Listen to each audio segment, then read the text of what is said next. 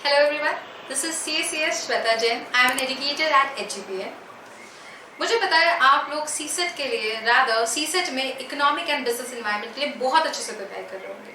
आप लोग आपकी मॉड्यूल्स को रेफर कर रहे होंगे, आप आपकी मॉड्यूल्स में दिए हुए क्वेश्चंस को रेफर कर रहे होंगे। But is that enough? My first question is going to be like is that enough? आप लोग सोच रहे होंगे ये कैसी बात हुई। मैं कह रही हूँ वो इनफ नहीं है। अब इनफ क्यों नहीं है? आप क्या जानते हैं कि हमारा जो इंस्टीट्यूट है यानी हमारे लिए ICSI इज सुपर इम्पोर्टेंट। तो ICSI हर महीने आपके लिए बुलेटिन्स लेके आता है, यानी हर महीने स्टूडेंट के लिए added work. But no, that is not the case with HGPA। Student के लिए नहीं, हम लोग स्टूडेंट के लिए चीजें आसान बनाने के बारे में बात करते हैं। तो how I am going to make things easy for you, यहाँ पे मैं आपके लिए लिखने वाली हूँ how I am going to make things easy for you. कैसे इजी कर रही हूँ मैं आपके लिए? मैं आपसे बात करने वाली हूँ 50 मार्क्स। मैं आपके 50 मार्क्स कवर कर रही हूं अंडर 30 मिनट्स। हम लोगों ने आपके लिए इन बुलेटिन्स को, जो मंथली बुलेटिन्स आते हैं, जो एडेड वर्क है एक स्टूडेंट के लिए, उसको सब जगह पे कंपाइल कर लिया है ताकि आपका प्रेजेंटेशन, आपका प्रेपरेशन एग्जामिनेशन का इफेक्टिव हो, आपको स्ट्रेस ना हो और आप लोग बहुत अच्छे से फोकस करके एग्जामिनेशन के लिए तैयारी कर सके। अभी आप सोच रहे होंगे कैसे कर रहे हैं भाई? सारे क्वेश्चंस क्लब कर लिए हैं। इस क्वेश्चन को मैं आगे वीडियो में आपके साथ में डिस्कस करने वाली हूँ। उसके साथ में आप लोगों से बहुत सारे कॉन्सेप्ट जो है वो भी साइमल्टेनियसली पैरेलली डिस्कस करूंगी। तो क्या ये वीडियो, ये प्रिपरेशन का जो है 2 घंटा, 3 घंटा, 4 घंटा? No, we don't want that kind of time. I am here talking about HGPA का जो एम है that is smart preparation, effective preparation. तो मैं आपके लिए ये फुल करने वाली हूँ 30 मिनट्स में, ताकि आप जब ऑन द गो है, आप कहीं बैठे हैं, बोर हो रहे हैं और आपको लगता है मुझे कुछ इंटरेस्टिंग करना है, तो आप ये वीडियो देखिए और 50 मार्क्स के लिए प्रिपेयर करिए। Almost rather more than 60 questions हम यहाँ पे डिस्कस करने वाले हैं। और एक चीज, बिना गिफ्ट के मजा नहीं आने वाला है। तो गिफ्ट क्या है आपके लिए? ये जो हमारा कंपाइलेशन है, अगर आप ये चाहते हैं तो आप इस डिस्क्रिप्शन बॉक्स में, जो नीचे डिस्क्रिप्शन बॉक्स है वहां पे लिंक दी हुई है, उन लिंक के थ्रू आप ये नोट्स आप लोगों के लिए अवेलेबल करवा सकते हैं। हम लोगों ने बहुत अच्छे से इस वीडियो में इस चीज को डिस्कस किया है। And now without any further adieu, let us start the questions and let us go ahead. So let us start with sample questions जो आपके लिए full syllabus recap है, एक साथ हम लोग करने वाले हैं। सबसे पहला क्वेश्चन देखते हैं। According to Dash, the other things being equal, if price of the commodity falls, the quantity demanded of it will rise। यानी अगर प्राइस जो है वो कम हो रही है और क्वांटिटी डिमांडेड बढ़ रही है, भाई ये जो है इनवर्स रिलेशनशिप के बारे में बात कर रहा है, उल्टी गंगा यहाँ पे बह रही है। तो मैं आंसर तो जानती हूँ, आप को भी आंसर पता है, बट चलिए क्वेश्चन पूरा कंप्लीट कर लेते हैं। The quantity demanded of it will rise and the price of the commodity rises, it will decline. यानी अपोजिट रिलेशन है यहाँ पे। तो मेरे लिए इसका सही आंसर हो जाएगा option A, which is law of demand. when a small change in price of a product causes major change in its demand, it is said to be। यानी अगर आपके प्राइस में, एरो के ऊपर ध्यान दीजिए, प्राइस में आपका छोटा सा चेंज है और क्वांटिटी डिमांडेड बहुत ज्यादा बढ़ जा रही है, तो मैं इसको क्या कहूंगी कि भाई ये परफेक्टली इलास्टिक डिमांड है। यानी मेरा जो EP है that is going to be equal to elastic demand infinity. ध्यान दीजिए, हम साथ में बहुत सारे कनेक्टेड कॉन्सेप्ट्स भी रिवाइज कर ले रहे हैं। और मेरा जो ग्राफ है कुछ इस तरीके से बनेगा। So my demand curve is going to be a horizontal demand curve. यानी मैं यहाँ पे आपके MCQ के क्वेश्चंस, आंसर्स और उससे कनेक्टेड 2-2, 3-3 छोटे-छोटे कॉन्सेप्ट्स भी रिवाइज करके लूंगी। Which of the following is not the method of measuring national income? Definitely we know about profit method, product method, income method and expenditure method. Profit method इसमें एक exception है, so that means the answer is negation में पूछा है, so answer is going to be my profit method. The formula for computing real GDP, real GDP यानी जिसमें inflation का impact हम लोग हटाने की कोशिश कर रहे हैं, उसका फॉर्मूला क्या रहेगा? सारे फॉर्मूलेस देखिए, बट इसमें जो सबसे सही फॉर्मूला है दैट इज फॉर्मूला C।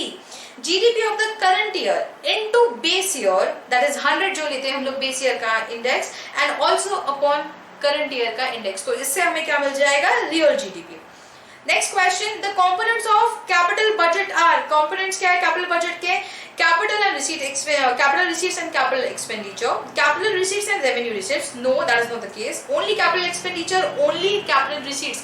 जब इस टाइप के क्वेश्चंस आएंगे जहां पे आपको पता है कि अगर आप रूल ऑफ एलिमिनेशन लगा रहे हो तो सी तो है ही नहीं, डी भी नहीं है, आपको थोड़ा बहुत जो है कंफ्यूजन हो सकता है ऑप्शन ए और बी में। तो याद रखिए हमारे सेशंस को, प्रैक्टिस सेशंस को, कि जहां पे हमने बात की है भाई अगर कैपिटल रिसीट्स है तो मेरे पास में उसके लिए सपोर्टिंग कैपिटल एक्सपेंडिचर भी आने वाले हैं। तो मेरा फिफ्थ क्वेश्चन का आंसर रहने वाला है ए।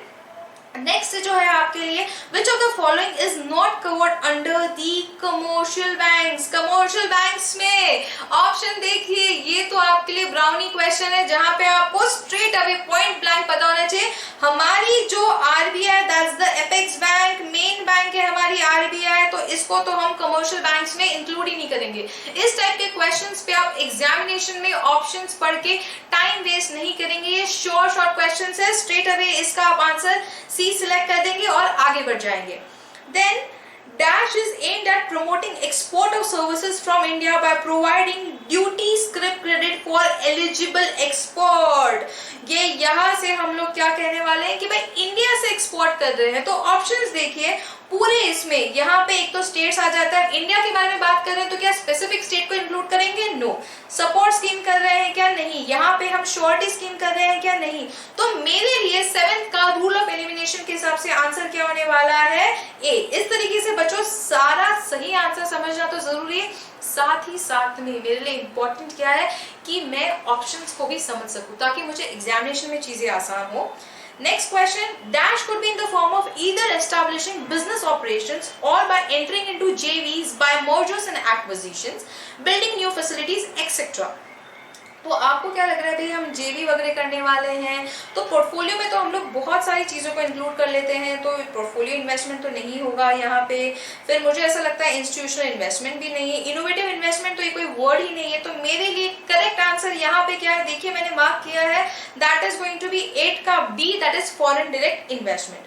नेक्स्ट क्वेश्चन देखिए, हम लोग पूरा चैप्टर 10 क्वेश्चंस के थ्रू पूरा सिलेबस कवर कर रहे हैं 10 क्वेश्चंस में। Which of the following is or are the components of business environment? इस टाइप के क्वेश्चंस में मेजॉरिटी टाइम्स जहां आपको all of the above या फिर none of these पूछा जाता है, वहां पे एक छोटी सी हिंट होती है कि यूजुअली, मैं आपके लिए वर्ड यहाँ पे यूजुअली यूज कर रही हूँ, सारी चीजें उसका आंसर जो है डी में रुका होता है भाई, all of the above या none of these टाइप के क्वेश्चंस में। तो पॉलिटिकल एनवायरमेंट डेफिनेटली है, इकोनॉमिक भी है, सोशली है, ये सब हमारे बिजनेसेस के अफेक्ट करते हैं, बिजनेस एनवायरमेंट को अफेक्ट करते हैं। So then it is going to be all of the above यहाँ पे। The Competition Commission of India was established under the, कौन सा है? CCI। भाई important है हमारे लिए, one of the topmost regulators for competition in the market। So इसका straight away point blank answer बच्चा पार्टी को याद है, Competition Act 2002। चलिए ये आंसर्स आपके रेफरेंस के लिए यहाँ पे है। अगर आपको ये कंपाइलेशन चाहिए है, आप क्या कर सकते हैं, जो डिस्क्रिप्शन बॉक्स में लिंक दी हुई है उसमें आप फॉर्म फिल आउट कर दीजिए, और ये जो कंपाइलेशन है जहाँ पे आपका ना ही टाइम वेस्टेज होगा, आप फटाफट सब कुछ ईबीई से रिलेटेड रिकैप कर सकते हैं, उसका कंपाइलेशन आपको वहां से मिल जाएगा। Please fill in the form given in the description box. Next set of questions के बारे में बात कर रही हूँ मैं, यहाँ पे मैं डिस्कस करने वाली हूँ लॉ ऑफ डिमांड में डिमांड कर्व कैसा होने वाला है। पॉइंट ब्लैंक आंसर यहाँ पे होगा डाउनवर्ड स्लोपिंग। इस तरीके से हम लोग एक डिमांड कर्व बनाते हैं, ये देखिए। सो this is my demand curve D, जो कि डाउनवर्ड स्लोपिंग है, एक नेगेटिव या फिर इनवर्स रिलेशनशिप बताता है। नो चेंज, नेक्स्ट क्वेश्चन पे जा रही हूँ। No change in fashion is the assumption of which of the following laws of economics. कौन सा है? सोचिए सोचिए। Law of demand. भाई लॉ ऑफ डिमांड जो है हमारा क्या कहता है? डिमांड ऑफ एनी कमोडिटी से x is equal to function of its price. Price सबसे इंपॉर्टेंट फंक्शन है, लिखते जा रही हूँ equation. So price of related commodities, यानी आपका कॉम्प्लीमेंट्री और substitute, then taste, preferences, advertisement up to n. इसमें एडवर्टीजमेंट में, प्रेफरेंसेस में आपकी फैशन चॉइसेस, आपकी बाइंग हैबिट्स, आप कौन से पॉपुलेशन ग्रुप को मतलब एसोसिएट करते हैं, वो भी यहाँ पे आ जाएगा। Next question, a dash is one where there is no change produced in the demand of a product with change in its price। मतलब हमारे डिमांड में कोई फर्क नहीं पड़ने वाला है, अगर प्रोडक्ट की प्राइस में भी चेंज हो जाए। तो इसका आंसर क्या होने वाला है हमारे लिए?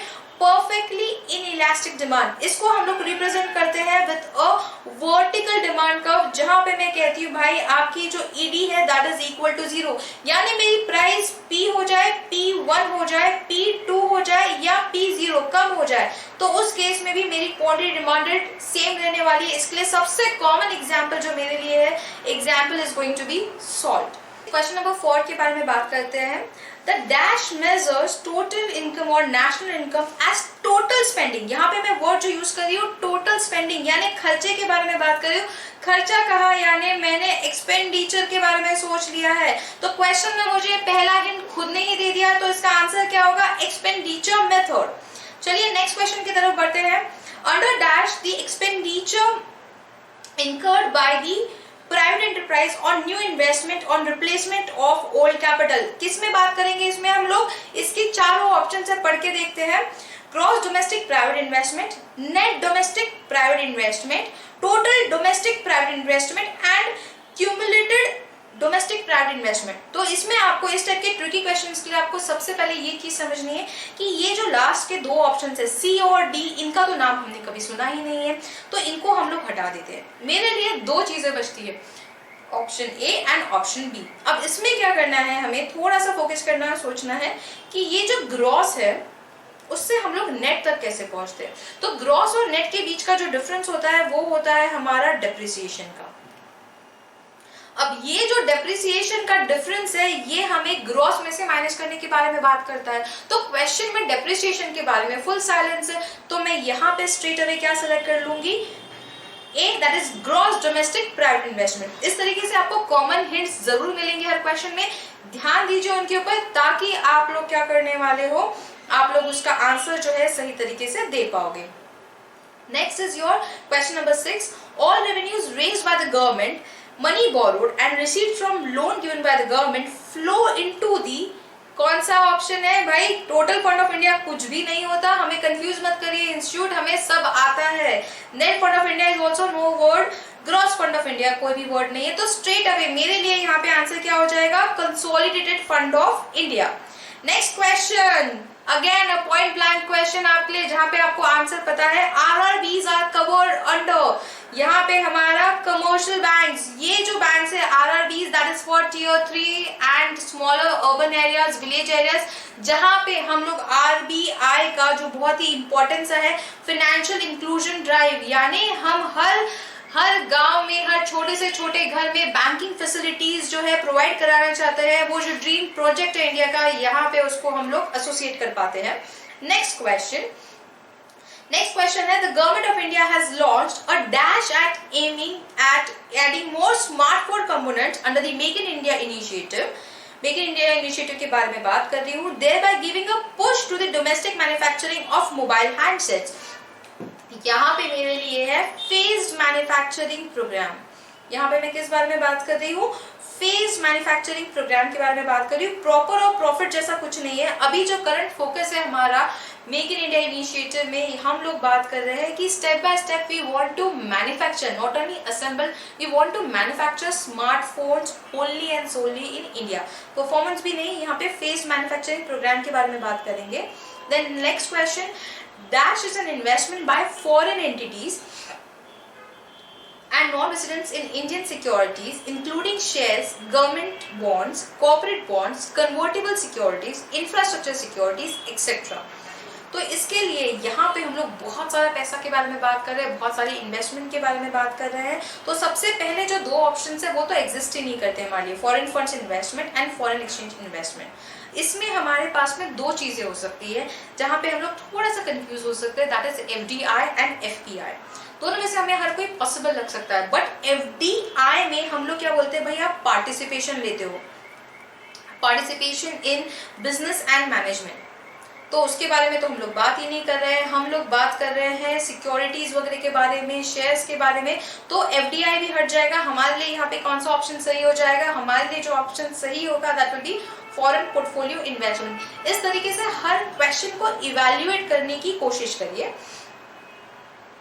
अगेन लास्ट जो क्वेश्चन है हमारे लिए that is your long form of NSDC.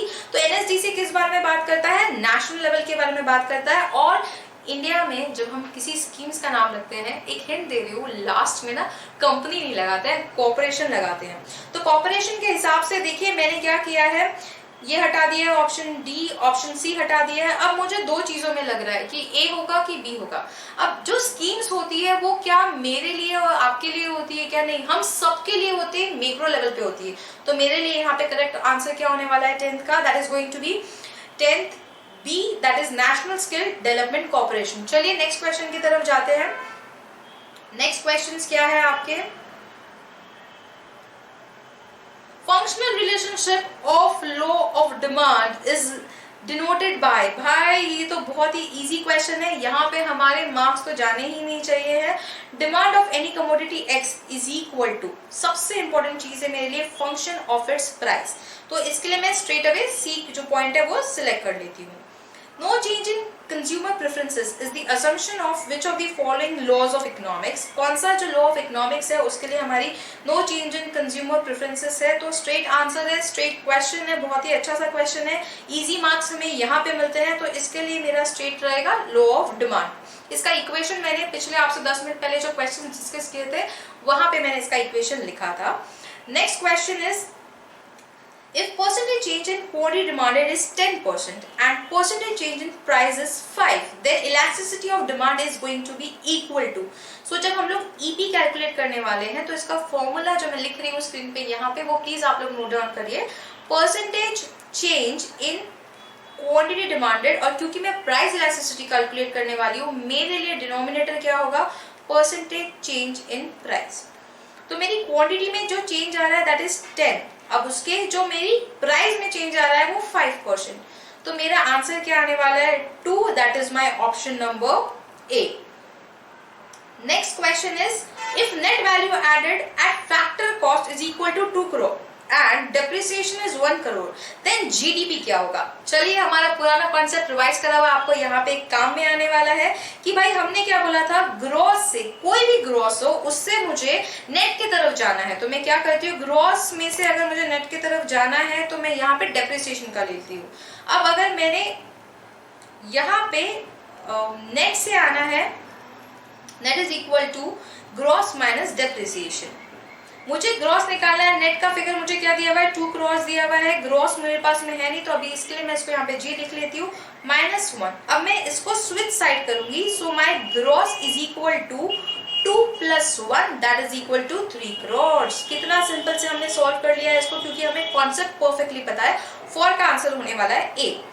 Next question जो है आप लोगों का 5, that is 5th question, if GDP at market prices is INR 200 मेरा जीडीपी है at market prices, that means मैं लिख लेती हूँ यहाँ पे GDP at MP is equal to 200 crore and net income from abroad is, मेरा NFIA जो है NFIA इज 100 करोड़। साथ साथ में लिखते जाइए, क्वेश्चंस और कॉन्सेप्ट दोनों रिवाइज हो जाएंगे आपका।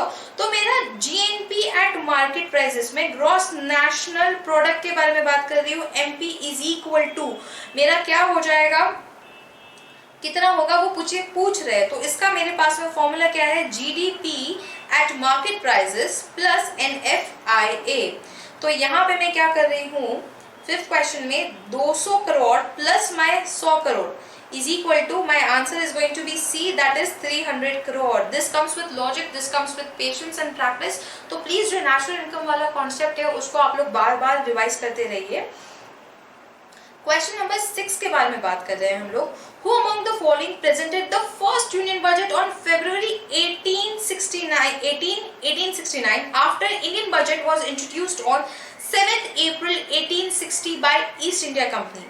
ये जो क्वेश्चन है हमारे लिए स्ट्रेट क्वेश्चन है मिस्टर जेम्स विल्सन। ये हमारे लिए बजट के केस में इंपॉर्टेंट है। चैप्टर नंबर 2 के बारे में यहाँ पे हम लोग बात कर रहे हैं।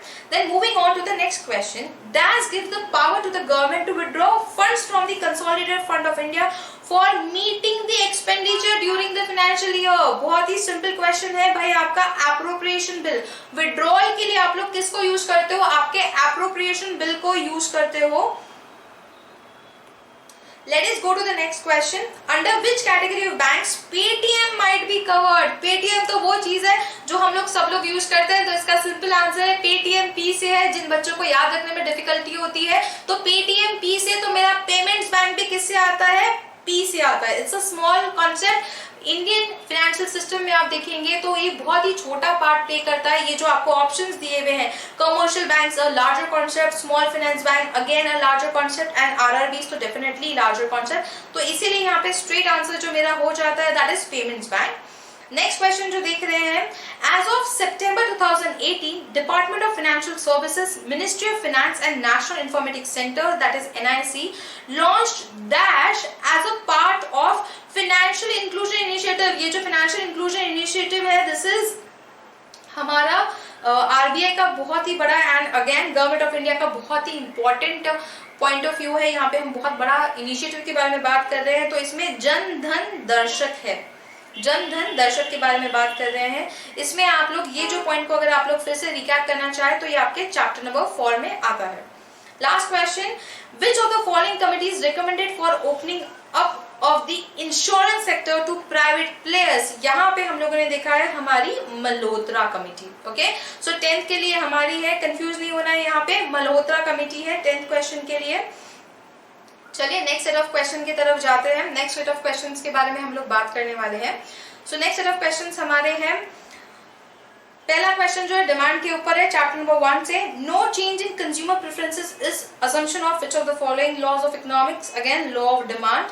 From the following information, calculate and compute price elasticity of demand. आपका इसमें है original quantity that is 20, original price is equal to 50, change in quantity is equal to 10 and change in price is equal to 20. तो इसको अगर आप लोग calculate करोगे तो आपको इसका आंसर मिल जाएगा 1.25। बहुत ही स्ट्रेट सा क्वेश्चन है, इसमें सिर्फ फॉर्मूला लगाना है हमें। नेक्स्ट है जो मेरा थर्ड क्वेश्चन है that is from the following information calculate GDP at market prices. GDP मुझे क्या कैलकुलेट करना है, जीडीपी एट मार्केट प्राइसेस। मुझे यहाँ पे दिया है GDP at factor cost, indirect taxes and subsidies. अब जब क्वेश्चन नंबर 3 के बारे में मैं बात कर रही हूँ तो मुझे थोड़ा सा ऐसा लगता है कि क्या करना चाहिए मैंने, मतलब किस तरीके से इसको कैलकुलेट करना चाहिए है। तो देखिए जब मैं कैलकुलेशन करती हूँ पूरा जीडीपी एट मार्केट प्राइसेस का, तो चलिए जीडीपी एट मार्केट प्राइसेस को कैलकुलेट करने के लिए फॉर्मूला लिख लेते हैं। कैसे कैलकुलेट करेंगे हम लोग, GDP at factor cost plus my indirect taxes minus my subsidies. साथ साथ में मेरे साथ में आप लोग प्लीज फॉर्मूला नोट डाउन कर लीजिए। तो यहाँ पे क्या करूंगी मैं, 200 crore plus my 50 crore minus my 20 crore. तो मेरे लिए सही आंसर क्या हो जाएगा, 230 करोड़। बहुत सिंपल क्वेश्चन है, अगर आपने फॉर्मूलेज जो है ठीक से ध्यान में रखे हैं तो। So this is going to be 230 crore. Then next जो मैं बात कर रही हूँ क्वेश्चन नंबर 4 के बारे में, all revenues raised by the government, money borrowed and receipts from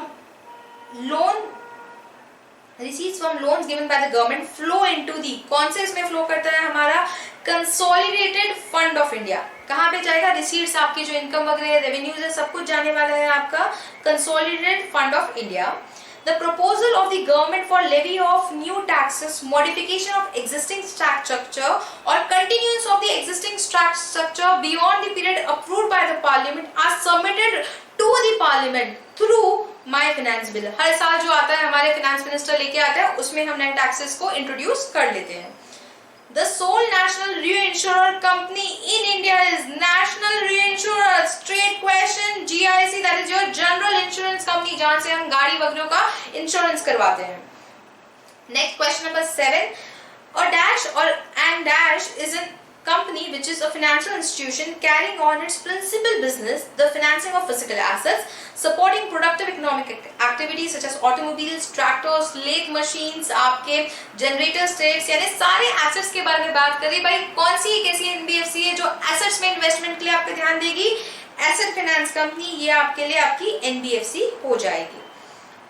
Then next question, which of the following policies of the government of India aims to position India as must-see destination for global travelers? तो इसके लिए मेरी कौन सी policy है, सबसे बड़ी बात है ट्रैवल बोला तो टूरिज्म आना चाहिए। आप बंद करके आंसर ले लीजिए आप लोग, national tourism policy 2015। Next question, प्रधानमंत्री कौशल केंद्र is the initiative of which of the following ministries of government of India? कौन सा है भाई, इसमें हमारे लिए 9th का आंसर जो होने वाला है that is going to be, अगर मुझे कौशल बनाना है आपको, मुझे यानी स्किल्ड बनाना है तो उसके नाम में तो स्किल चाहिए ही चाहिए, तो skill ministry of skill development and entrepreneurship, C answer मेरे लिए सही होगा। चीज ध्यान में रखिए, थोड़ी बहुत हिंदी की जानकारी होने से आपको ऑप्शंस भी समझ में आ जाएंगे। अब एजल के बारे में बात कर रहे हैं तो मैं आपको एक रीसेंट जो फेब में अभी अमेंडमेंट आई थी उस बारे में बात करूंगी। अब जो हमारा एजल फॉर्म है जो कंपनीज के इनकॉर्पोरेशन के लिए यूज होता है, currently that form is called as agile pro. और जो स्पाइस फॉर्म है हमारा, जो अगेन INC 32 को रिप्रेजेंट करता है, मैं यहाँ पे लिख देती हूँ आपके रिकैप के लिए, INC 32 को रिप्रेजेंट करता है, उसको अभी हमने क्या बना लिया है, स्पाइस प्लस। ओके, ध्यान रखिए। एंड एजल प्रो इज INC 35।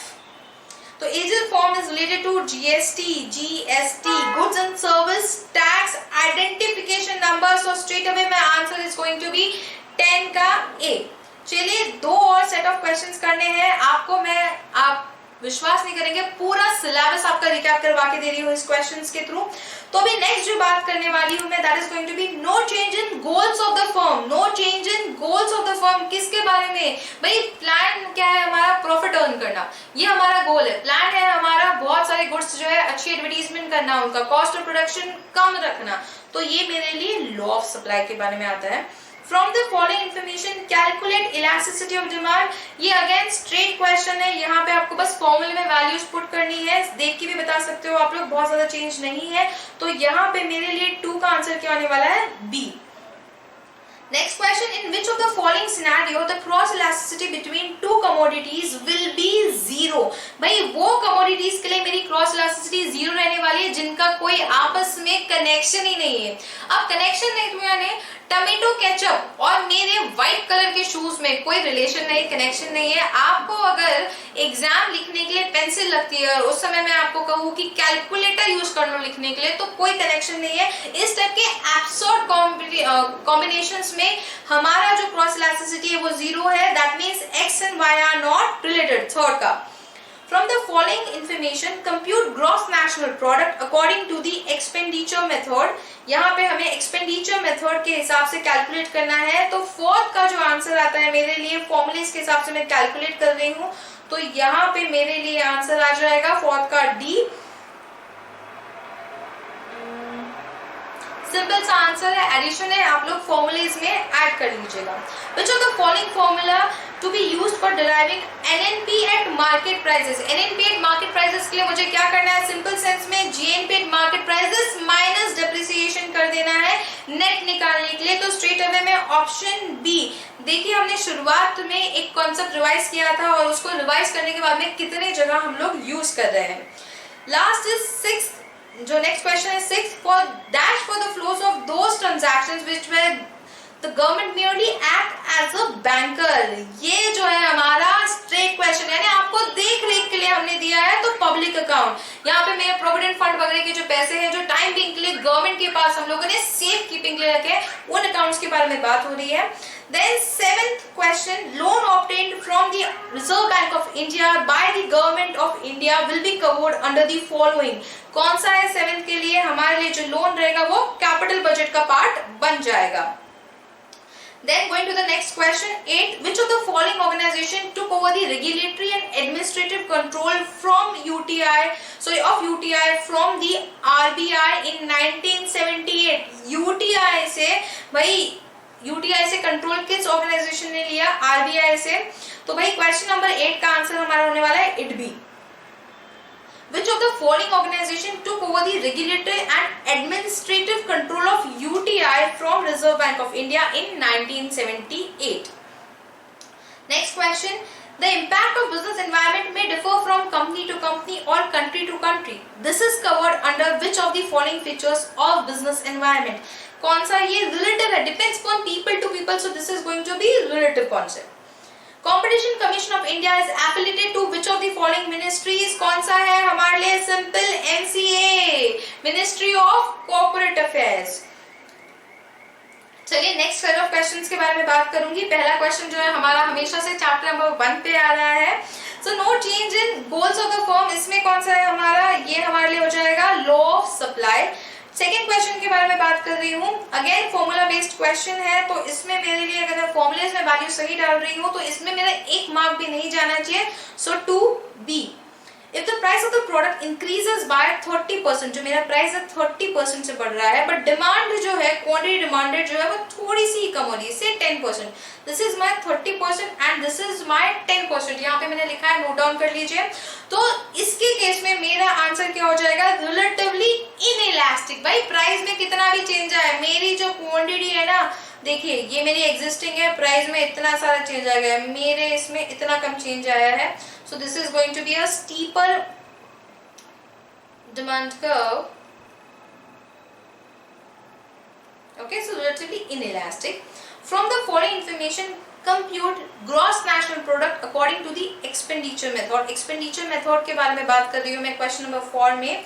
तो अगर मैं इसका फॉर्मूला ठीक तरीके से यूज करती हूँ तो इसका आंसर आ जाएगा मेरा 360 crores. Which of the following formula will be used for arriving at GNP at market prices? अगर मैं GNP पे अराइव करना चाहती हूँ तो GNP के लिए मैं क्या यूज करूंगी, NNP प्लस डेप्रिसिएशन। जब मुझे ग्रॉस लिखना है तो ग्रॉस इज इक्वल टू, कैसे कैलकुलेट कर सकती हूँ मैं भाई, ग्रॉस के थ्रू मैं नेट को कैसे कैलकुलेट कर सकती हूँ देखते हैं। तो जिस वक्त मैं ग्रॉस माइनस डेप्रिसिएशन करती हूँ तो मुझे नेट मिल जाता है। तो अगर मुझे ग्रॉस कैलकुलेट करना है तो मैं सिंपल सेंस में क्या करूंगी, ग्रॉस माइनस डेप्रिसिएशन, यहाँ पे माइनस है, अभी ग्रॉस प्लस अगर मैंने, सॉरी थोड़ी सी मुझसे गलती हो गई है लिखने में, तो ग्रॉस से मुझे अभी क्या करना है कैलकुलेट, नेट से मुझे अगर डेप्रिसिएशन पे जाना है, सो यहाँ पे मैं क्या करने वाली हूँ, नेट में ऐड कर दूंगी ग्रॉस कैलकुलेट करने के लिए, net plus depreciation. Next question, question number 6, all the revenues raised by the government, money borrowed and receipts from loans given by the government flow into the, किसमें जाने वाला है भाई, कंसोलिडेटेड फंड ऑफ इंडिया। जितनी भी आपकी income है सारी की सारी कंसोलिडेटेड फंड ऑफ इंडिया में ट्रांसफर की जाती है। A fashion designer that creates bell-bottom striped pants will not succeed in an environment where straight-leg, solid-colored pants are desired. Fashion के बारे में बात हो रही है। This statement relates to Which of the following business environment? देखिए अभी ये जो पॉइंट है, ये हम लोग कैसे सोसाइटी में ट्रेंड कैसा चल रहा है, हमारे आसपास के लोग किस तरीके से कपड़े पहन रहे हैं, हम लोग हमारे सोशल सर्कल यानी पीयर ग्रुप से बहुत ज्यादा इन्फ्लुएंस हो जाते हैं। तो यहाँ पे my answer is going to be 7A। Next question, commercial banks are regulated under the dash and their business model is designed to make profit under the, simple सी बात है, जब बैंक्स के बारे में बात हो रही है आपको क्लियर कट वहां पे हिंट दी हुई है, banking regulation act 1949, during which 5-year plan green revolution program was started on a small scale। कब बात हुई थी भाई, थर्ड 5-year plan पे ऑलरेडी हम लोग स्टार्ट कर चुके थे। Last question for the day, which of the following is not objective of competition commission of India? अब इसमें हम लोगों को क्या करना है, सारे ऑप्शंस पढ़ लेने हैं। To prevent practices having adverse effect on competition, ये तो ठीक है। टू प्रमोट मैनिपुलेटिव, अरे बाप रे ये तो बड़ा डिफिकल्ट सा चॉइस दे दिया हमें, ये तो नहीं है, देख लेते हैं बाकी सब तो ठीक है कि नहीं। To promote and sustain competition in the markets and to ensure freedom of trades, तो यहाँ पे क्या हो जाएगा मेरे लिए, ये जो है मेरा ऑब्जेक्टिव नहीं है, तो आंसर सही है। इसके साथ में हमारा पूरा जो आपका रिकैप है सारे चैप्टर्स का, सारा फुल पेपर क्वेश्चंस जितने भी बुलेटिन से इंस्टीट्यूट के, वो मैंने ईबीई के लिए आपके कवर कर लिए हैं। I hope you have really prepped up hard. आप लोगों को सिर्फ मॉड्यूल पढ़ने से काम नहीं होने वाला है, आप लोग को ये बुलेटिन पे भी फोकस करना है, बट उसके लिए आप टाइम वेस्ट नहीं करेंगे। ये हम लोग एचजीपीए में आप लोगों के लिए साथ में क्लब करके लेके आएंगे। आगे आने वाली वीडियोस में मैं आपसे जो लेटेस्ट आपके लिए डेटा चेंज हुआ है या लेटेस्ट इन्फॉर्मेशन जो इंस्टीट्यूट ने आपके लिए सीसेट के प्रिपरेशन के लिए अवेलेबल कराई है उसको डिस्कस करने वाली हूँ। सो अगर आपको ऐसे ही बहुत सारे ऑसम वीडियोस देखने हैं, आप लोग क्या करेंगे, सब्सक्राइब करेंगे हमारे चैनल को, please click on the bell icon and thank you so much guys.